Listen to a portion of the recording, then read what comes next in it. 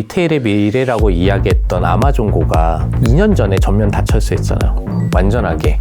그리고 그 당시에 평가가 한 번의 신기함이 전부였어요. 기술은 신기한 게 중요한 게 아니라요. 새로운 솔루션이 나오면 그걸로 뭘 할 수 있을까를 고민해야 되는데 저희는 새로운 솔루션의 신기한 거에 집착하고 있어요. 2차 세계대전 때 전투기가 들어와서 탄피를 맞은 자국을 분석했더니 여기에 다 몰려서 맞은 거예요. 그래서 거기를 강화해야 된다. 자, 그런데 잘 생각해보면 거기 외에 다른 데를 맞은 애들은 못 돌아온 거예요. 그래서 데이터를 어떤 컨텍스트에서 설계했냐에 따라서 해석은 정반대가 될 수 있어요.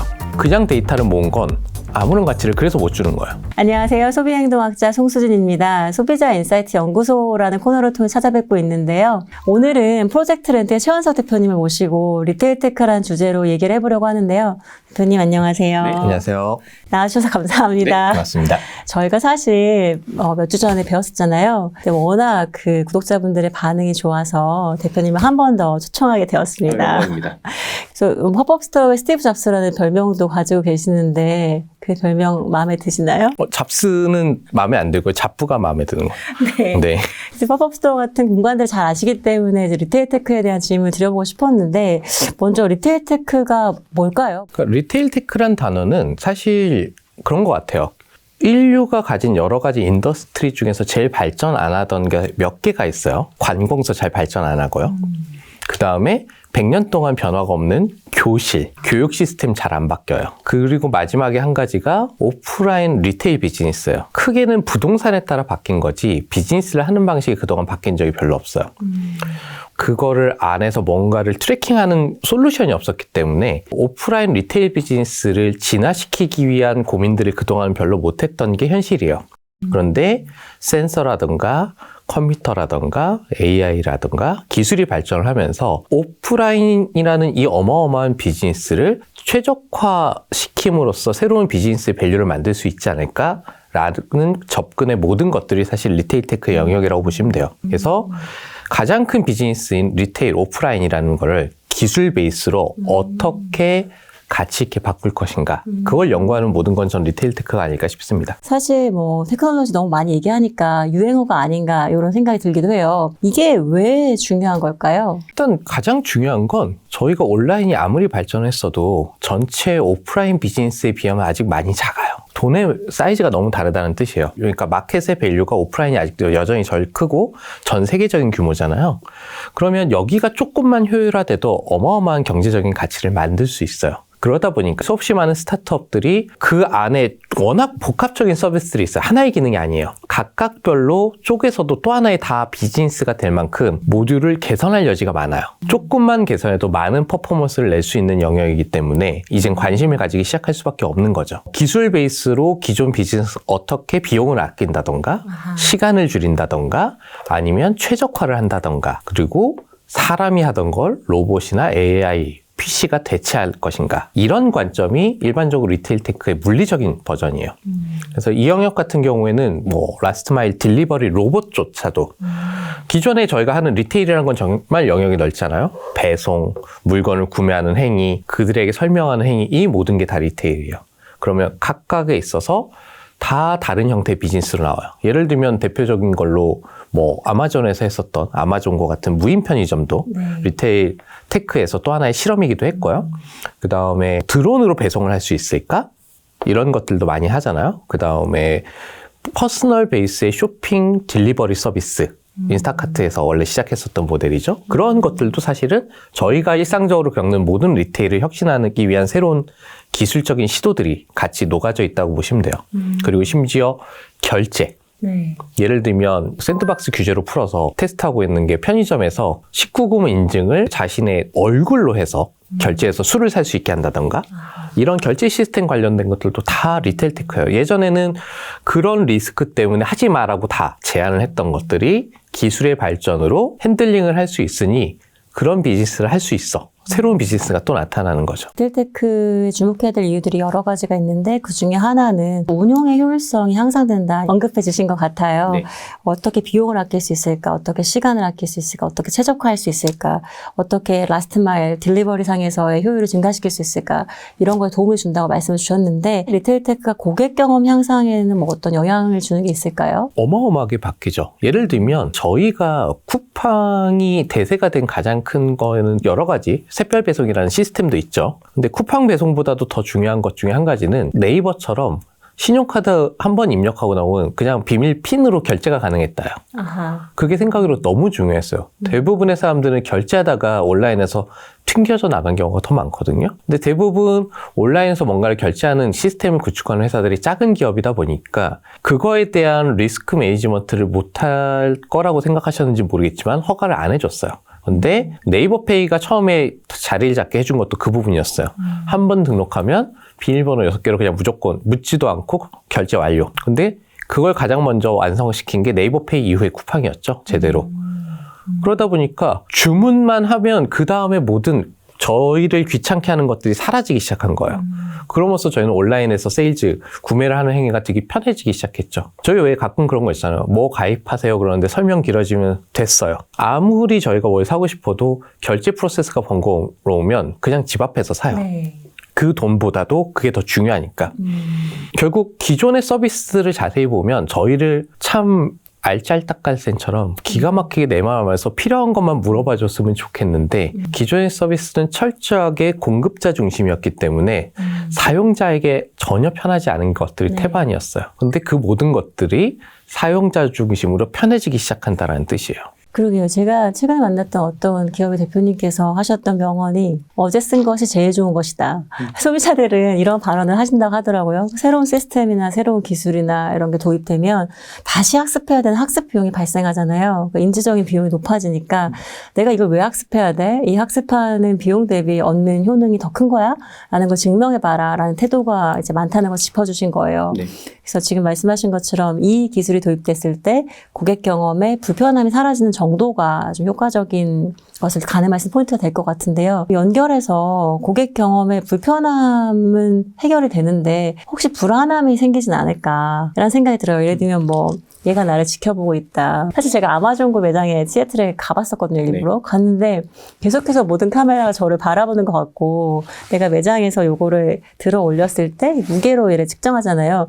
내가 혹시 드는 걸 몰라가지고 훔쳐간다고 오해하는 건 아니야? 라는 생각 들고 네네. 이런 불안함들이 혹시 리테일 테크가 구현된 그 상황에서 증폭되지는 않을까 혹시. 사람들의 인식이라는 건 정말 잘 안 바뀌어요. 그런데 저희는 그걸 폭발적으로 바뀌는 경험을 한 번 하고 말았죠. 코비드. 저희가 코비드 전만 해도 키오스크 한 대가 더 늘어나는 것조차도 왜 사람의 일자리를 줄이니부터 시작해서 대기업의 횡포다.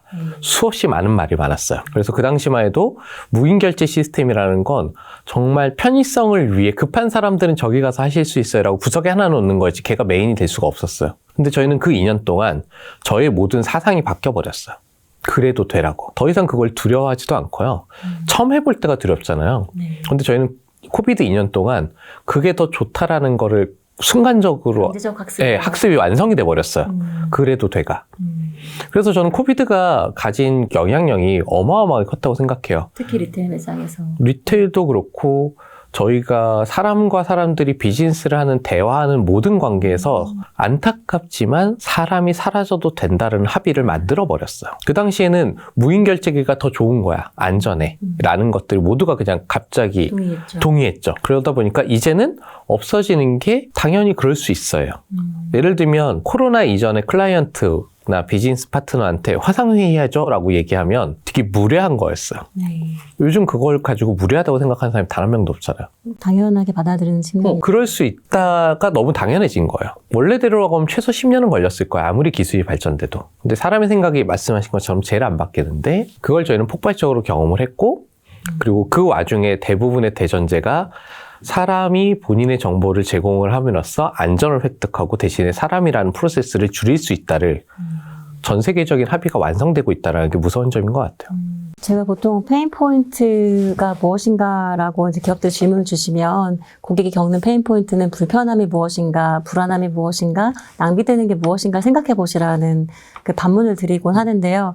지금 대표님께서 말씀하신 얘기를 들어보니까 불편함을 상쇄시키는 크기가 불안함보다 훨씬 높기 때문에 사람들을 적극적으로 수용하게 되고 소비자들의 경험도 좋아지니까 그걸 채택하게 된다. 이런 말씀을 좀 이해가 됐습니다. 네, 사실 그런 것 같아요. 저는 좀 더 브랜딩이랑 마케팅 관점이니까 저는 불편함을 해소해 주는 것만으로는 비즈니스는 움직이지 않는다고 생각을 해요. 결국은 불편함과 불안함을 줄여주는 것보다도 그 이상의 핑크빛 미래를 볼 수 있으면 저희는 기꺼이 움직여요. 맞아요. 네, 결국은 등가죠. 뭐가 더 무거워요? 고객이 불편해하는 것들만 해소될 뿐만 아니라 거기서 멈추면 안 된다. 와우 포인트를 줄 수 있어야 된다.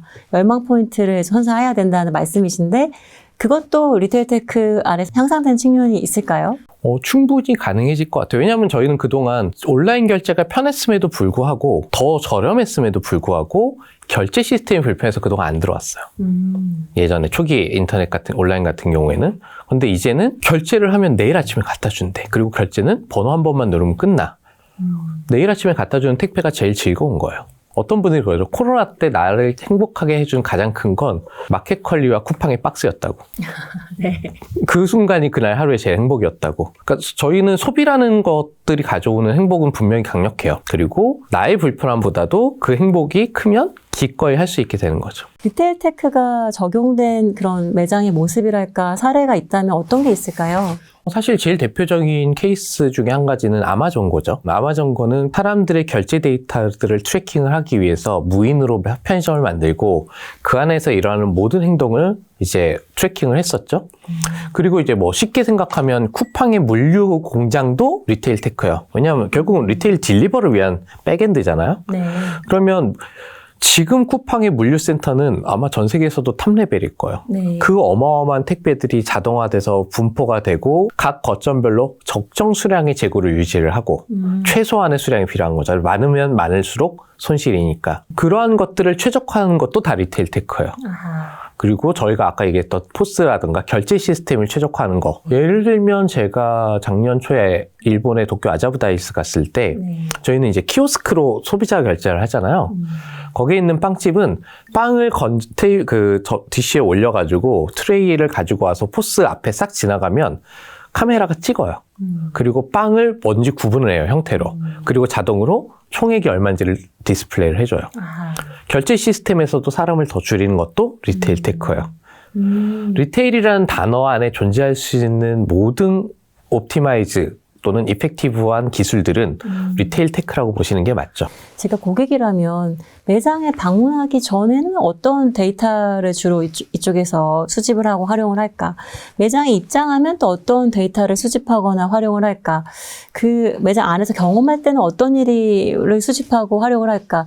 이런 고객 경험 여정이라는 단어를 저희가 쓰잖아요. 네. 그래서 고객 경험 여정 단계별로 리테일 테크가 어떻게 좀 활용되고 있을지 혹은 현재 아니라면 네. 활용될 수 있을지 여기에 대한 좀 말씀 주실 수 있을까요? 리테일 테크의 두 개의 축이 있는데 하나는 아까 말씀드린 것처럼 기존의 인프라를 최적화하는 관점이 하나가 있었잖아요.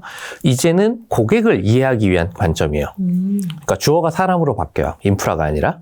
그럼 고객을 어떻게 이해해서 좀 더 많은 물건을 팔 것인가 아니면 그 사람의 취향에 맞는 무언가를 제안할 것인가가 이제 또 하나의 관점인데 말씀하신 관점에서 보통 리테일 테크라고 불리는 기업들이 모으는 데이터들이 일반적으로 결국은 소비를 어떻게 유도할 수 있는가를 바라보기 위해서 계속해서 리서치를 하고 있어요. 그러니까 보통 매장 내에서 리테일 테크 베이스에서 센서를 설치하고 보는 게 몇 명 왔어?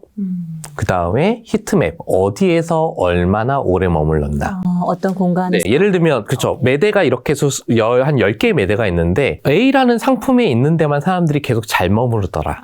네. 그럼 거기는 잘 팔리는 스팟인 거예요. 근데 여기서도 사실은 논란이 있어요. A라는 상품이 좋아서 그런 걸까? 목이 좋아서 그런 걸까는 더 많은 실험을 통해서 알기 전에는 판단하기는 어려워요. 지금의 보통 리테일 테크는 히트맵, 그 다음에 입장, 그리고 나서 체류 시간 이런 것들의 물리적인 형태로 많이 이루어지고 있어요. 그 다음에 어디로 움직였는가. 동선을 보죠. 사람이 와서 어떻게 헤매고 다녀. 예를 들면 그렇잖아요. 편의점에 들어갈 때는 물건을 사는 목적이 명확해서 그거 사는 건 30초면 되는데 사람들은 꼭 2분, 3분씩 있다 나오더라. 그러면 30초의 기능을 제외하고 나머지 시간은 돌아다닌 거잖아요. 그 동선을 보면 사람들한테 뭔가 좀 더 많은 것들을 세일즈를 만들어낼 수 있지 않을까? 이런 관점인 거죠. 공간 최적화도 가능해지고 같은 공간에서 상품의 진열이나 배치 같은 데도 인사이트를 줄 수 있겠네요. 그럼요. 제일 대표적으로 이케아가 상품을 디스플레이하는 방식 중에 한 가지가 미로에 가까운 구조예요. 외부의 시간을 알지 못하게 만든 공간 한도 내에서 돌아다니다 보면 살짝 길이 막혀서 부딪히는 그 코너에 항상 작고 어포더블하게 살 것들이 있어요. 왜? 그럼 세일즈가 잘 일어난다라고. 레포트 결과들이 있어요.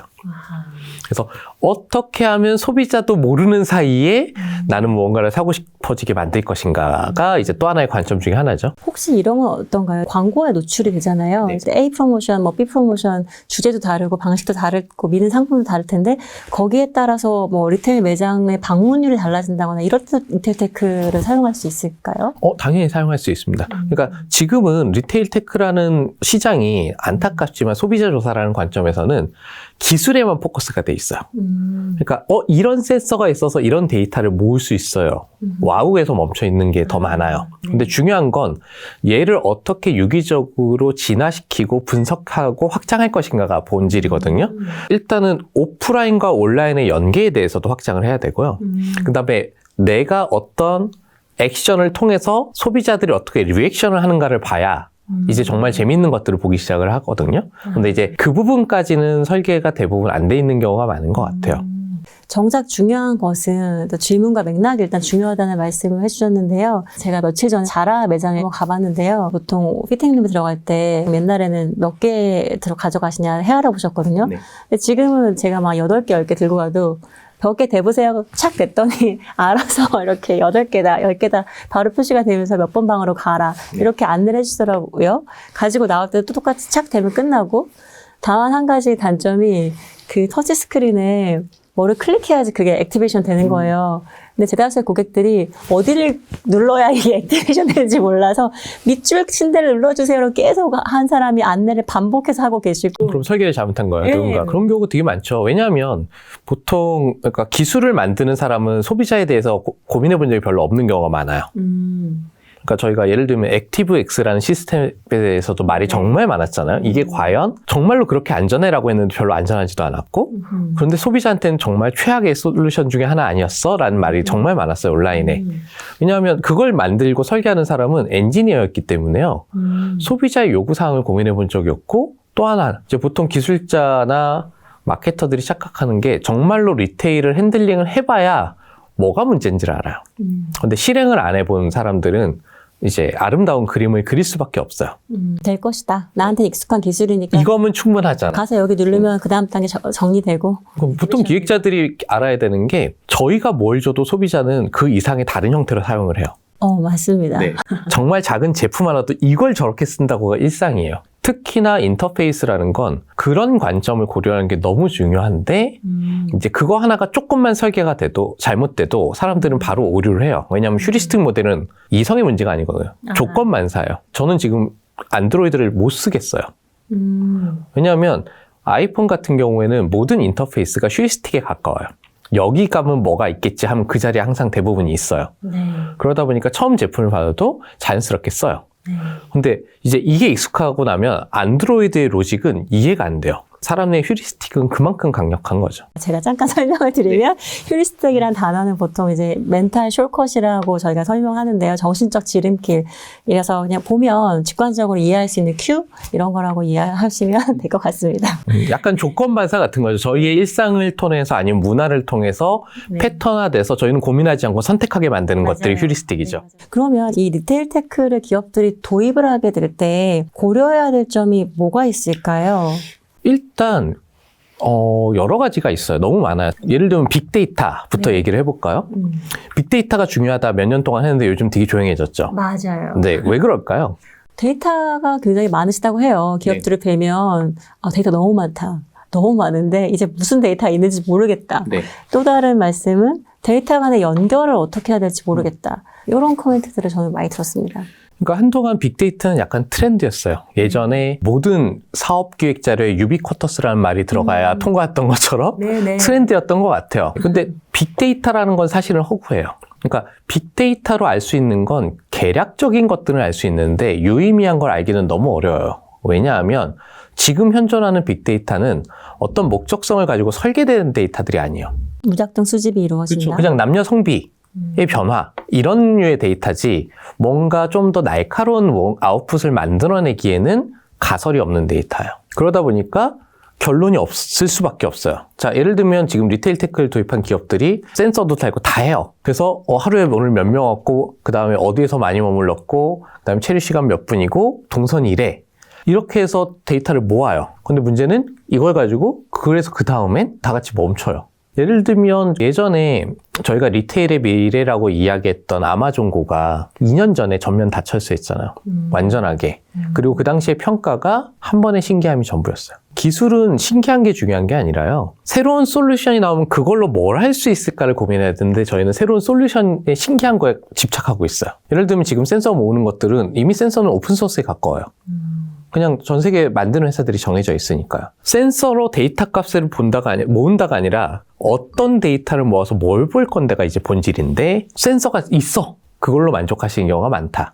그리고 빅데이터는 목적성이 없다라는 게 예를 들면 그런 거예요. 카드사의 데이터들은 아무리 많아도 허수가 너무 많아요. 자, 제가 제 이름의 카드를 했는데 이 사람은 되게 여성형 소비를 많이 했어. 근데 문제는 카드는 저희 어머니가 들고 있을 수도 있어요.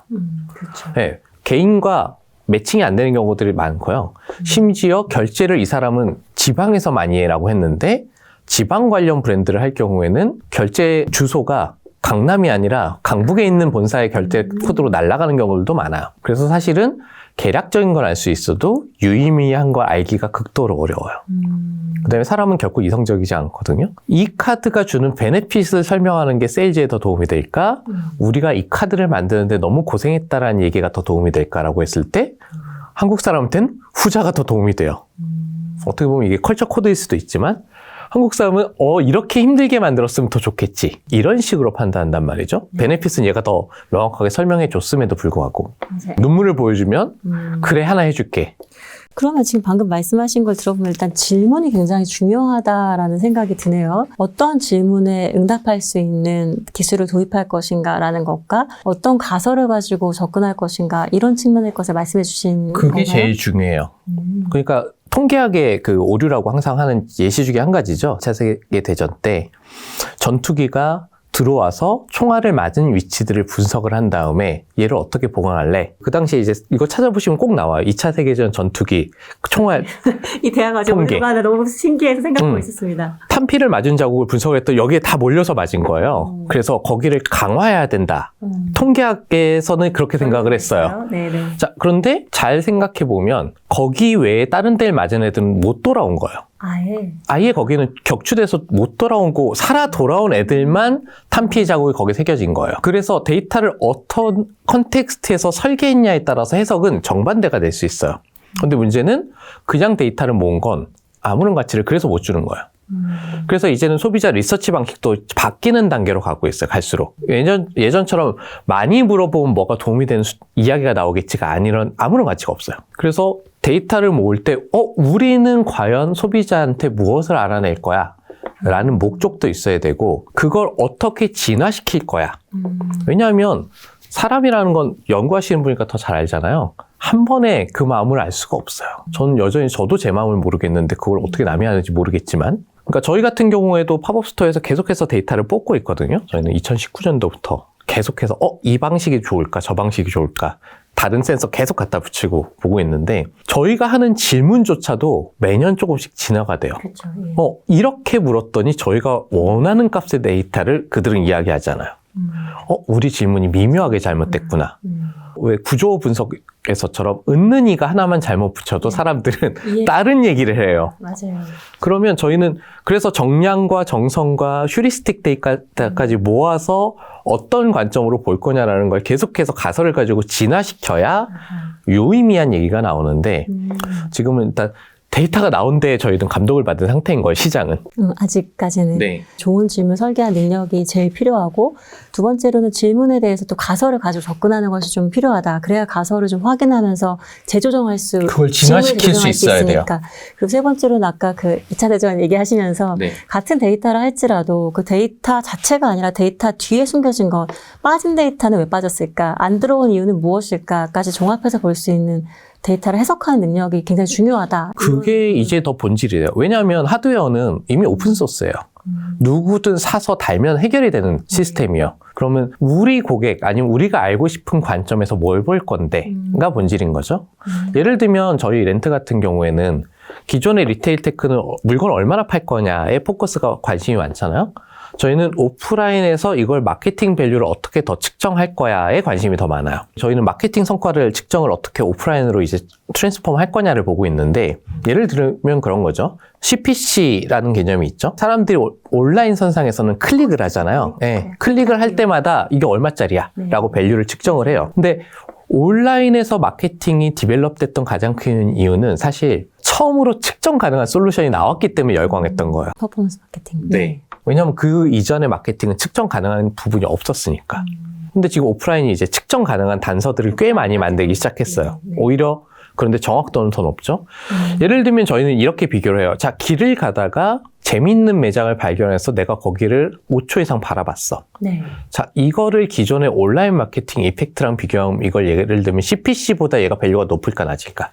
잘 모르겠어요. 정말. 저희는 잘 생각해 보세요. 네. 집 앞에 새로운 매장이 공사를 하고 있네. 새로운 매장이 생겼네. 아, 더 높을 것 같은데요? 압도적으로 강력하게 높아요. 왜냐하면 텐션을 주고. 리텐션도 그렇고 인게이지먼트 레벨이 달라요. 네. 한마디로 얘기하면 전지적 3자가 뭐 한대 근데 전 모르는 사람이야. 네. 신경 안 쓰이잖아요. 근데 우리 집 앞에 있는 옆집 아저씨가 뭐가 좋대. 레벨이 달라요. 네트워크 마케팅의 개념과 비슷한 거죠. 그쵸, 응시와 관심이라는 것은 엄청난 자본이라고도 할 수 있는데, 그 인터넷상에서는 아무거나 사실 클릭해 볼 수 있고 들어갔다 나오기가 쉬운데, 오프라인상에서 내가 5초 이상 무언가를 집중적으로 바라봤다, 응시했다, 굉장히 많은 나의 관심을 투자한 거죠. 그렇죠. 그리고 결정적으로 지속력이 더 세요. 네. 제 다음에 가봐야지. 아하. 저희는 온라인에서 클릭했다가 대부분은 다음에 그 홈페이지를 찾아갈 생각 잘 하지 않아요. 그러니까 결국은 관계성이 다르기 때문에 포인트가 다를 수밖에 없어요. 자, 그 다음에 보통 이게 E 타입 분들은 잘 동감을 못 하시는데 I 타입들은 매장 앞에서 들어갈까 말까 되게 어마어마한 허들이에요. 망설이시군요. 왜냐하면 들어가서 눈이 마주치는 순간 말 걸어요. 말을 걸 수도 있고요. 네. 거기에서 보통 저희는 문을 열고 입구에서 쓱 둘러보고 잘 안 들어가요, 사람들이. 잠시 인터벌이 있어요. 아하. 정말 괜찮은가? 괜찮아요. 라는 고민을 해요. 내가 들어갈 만큼 매력적인가? 창밖에서 5초를 시간을 보낸다는 건 그걸 고민하는 시간도 같이 포함되어 있어요. 내가 미래적으로 투자할 시간들, 들어가서 내가 머물 시간들을 생각해 보는 거군요. 들어가서 둘러볼 만한 가치가 있어. 그 다음에 들어가는 순간 눈이 마주치는 순간 사회적 압박을 내가 이겨낼 만한 가치가 있는 멘탈 코스트가 발생을 해요. 그러네요. 네. 마음에 안 들면 바로 탁 돌아서 나올 수 있는 게 아니잖아요. 그쵸. 특히나 I타입은 마음에 안 들어도 한 바퀴를 돌고 나오는 게 I타입이에요. 미안해하면서. 자, 그럼 어마어마한 멘탈 코스트를 각오해야 되기 때문에 자, 여기서 내가 과연 문을 열고 들어가야 될까? 어마어마한 인게이지먼트 레벨이 또 발생을 해요. 자, 그 다음에 들어가서 내가 몇 분이나 머무를 것 같은데 보통 한 10평에서 20평짜리 매장은 2분을 잘 안 넘어요. 자기가 관심 있는 게 없으면. 2분을 넘는다라는 건 10평에서 20평 스케일이면 살 게 있거나 볼 게 매우 많다는 얘기예요.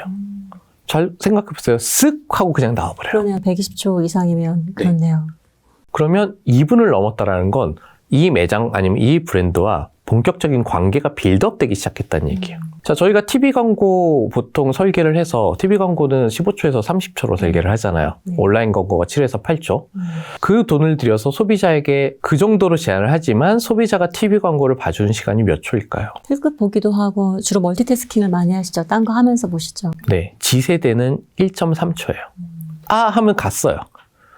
그러면 푸시하는 형태로 그들에게 메시지나 컨텐츠가 딜리버되기가 정말 쉽지 않다는 거예요. 자, 근데 매장에 와서 벌써 2분을 넘겼네요? 그럼 얘는 얼마나 강력한 마케팅 밸류를 측정해야 될까? 그리고 저희가 보는 게 그래서 그런 거 예를 들면 외부에서 매장을 응시할 확률도 되게 궁금하게 저희는 보고 있어요. 네. 그것도 그래서 이제는 이 방식으로 트래킹을 해볼까를 보고 있고 외부 트래픽이 예를 들면 하루에 10,000명이야. 그 중에서 몇 명이 여기를 볼까? 되게 어마어마한 데이터죠. 그 다음에 거기에서 매장 유입률. 10,000명은 어쩔 수 없는데 안 들어오겠죠. 다 매장 사이즈가 그렇게 되지도 않고. 그런데 그 중에서 예를 들면 5%의 고객, 50명이 여기를 아이 트래킹을 했어. 아니면 100명이 트래킹을 했어. 아니면 1,000명이 트래킹을 했어. 그 1,000명 중에 몇 프로가 전환됐어, 매장 안으로. 유입률도 되게 커요. 자, 1,000명이 들어왔는데 결제로 전환되는 결제 전환율은 얼마나 돼? 인게이지 레벨이 극도로 높아지고 있는 관계를 보고 있는 거예요. 그러면 그 사람들에게 있어서 저희는 마케팅 노출이라는 걸 아니면 메시지를 아니면 브랜드와의 인게이지먼트 레벨을 어디까지 높였어를 생각을 해보면 아까 말씀하셨던 CPC라든가 TV 광고처럼 전지적 3자의 인터랙션과는 레벨이 너무 달라요. 그러네요. 그럼 지금 말씀하신 그러한 궁금한 질문들 네. 그리고 그 질문들에 대한 가설들을 기술을 활용해서 측정을 하고 계신다는 뜻이세요? 기술도 하고요. 네. 그 다음에 저희가 필요하면 정성 인터뷰까지도 다시 해요. 매장 안에서. 그러면 결합해서 결합해야 돼요. 그럼 만약에 매장 바깥에서 지나치는 행인들이 얼마나 바라볼까 같은 것은 뭐 아이 트래커 같은 장치를 활용해서 이제는 아이 트래커로는 어렵고 지금은 일단은 베타로 지금 시도하려고 하는 준비 중인 게 CCTV 카메라 아하. 베이스로 해서 이제 다 프로그램으로 딥러닝으로 오히려 트래킹을 하죠. 수 있으니까. 네. 그럼 제 생각에는 방금 말씀하신 지표들은 아주 그 정성적인 인터뷰랑 병행을 했을 때 기존의 마케팅 사이트에서 알기 어려웠던 또는 알고 싶었던 질문에 대한 강력한 답을 얻을 수 있을 것 같은데요.